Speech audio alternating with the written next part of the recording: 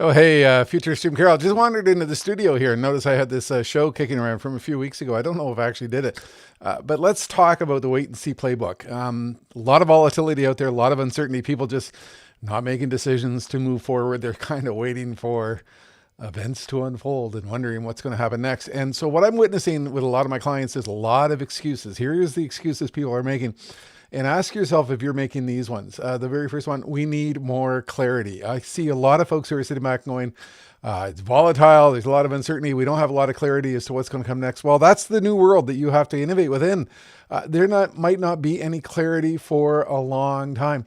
Another one, which is common, is we're just waiting to see what happens. Well, why does it matter? The trends are going to unfold anyway. The future is going to happen regardless of whether you wait for it or not. So why are you just going to wait to see what happens? Study the trends, understand what's going to happen, and align to that reality.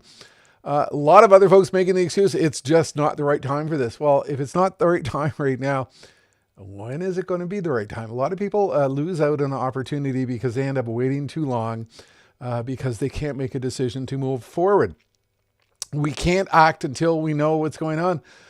Look, there's so much volatility out there. We might not know what's going on for a long time to come. So stop waiting, start doing.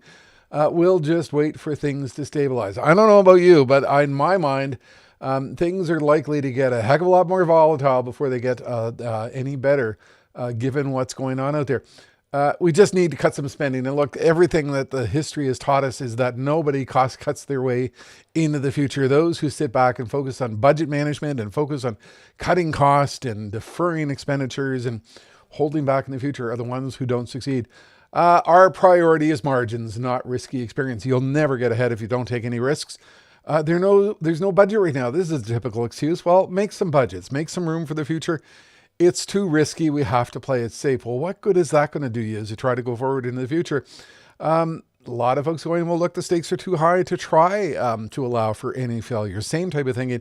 It just makes more sense to stick with what we know. Well, if you're thinking like that, just close up shop, give up, just stop. It's not worth the effort because you're not going to survive the future anyway.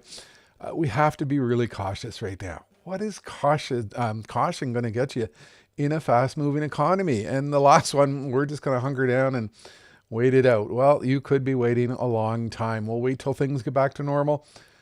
This might be the new normal. Doing nothing is probably the safest thing right now.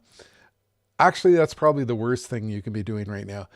These are sort of 15 excuses that I find the folks pursue and think about that kill momentum in an economic downturn or during a period of economic uncertainty. And that's the type of stuff I've covered in my book, Dancing in the Rain, How Bold Leaders Grow Stronger in Stormy Times. It's all about the lessons learned during the downturns of 2001, 2008, and again in 2020. What I witnessed with my global clients like Disney, Lockheed Martin, Chrysler, all kinds of other organizations as they worked to manage their way through very complicated, volatile times. It's sort of insight that you need right now because look, there's certainly no clarity. The uncertainty is getting wilder. The volatility is getting relentless, and you've got to decide to pick up, move forward, and adapt to the reality of what is occurring. Go and look and grab a copy of that book. You'll find it on Amazon.com and Barnes & Noble. Futurist Jim Carroll.